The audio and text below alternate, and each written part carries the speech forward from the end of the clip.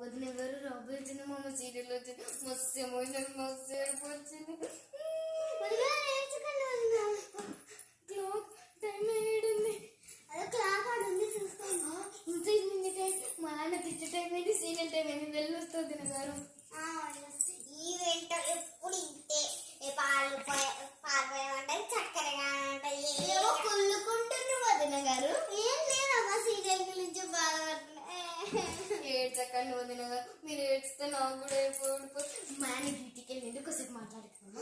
మీ ఆయన డ్యూటీకి వెళ్ళిందని మా ఆయన వచ్చే టైం అయింది. నేను వంట చేయకపోతే నాకు తిట్లు పడతాయి. వదిన